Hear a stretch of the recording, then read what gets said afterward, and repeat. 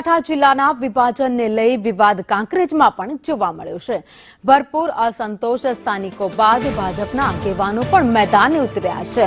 શહેર ભાજપ પ્રમુખ કીર્તિસિંહ વાઘેલાની રજૂઆત કરી કાંકરેજને બનાસકાંઠા જિલ્લામાં જ રાખવામાં આવે તેવી માંગ કરાઈ છે।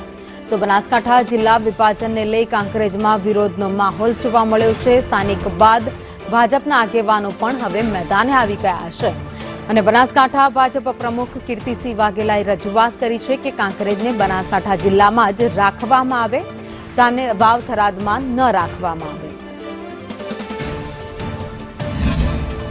કાંકરેજને અહીંથી થરાદ એ અંતર ખૂબ વધી જાય છે, એટલે ઓકવર્ડ પડે, એટલા માટે કાંકરેજની ભાજપના કાર્યકર્તા પણ આ મતથી નારાજ છે।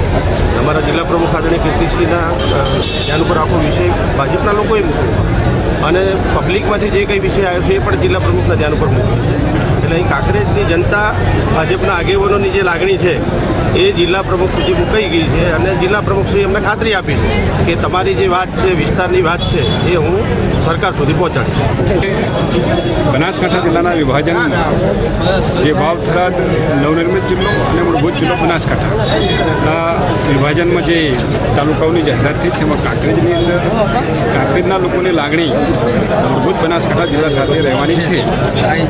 લોકોની લાગણી સરકાર સુધી પહોંચાડીશું અને સરકાર યોગ્ય નિર્ણય લેશે।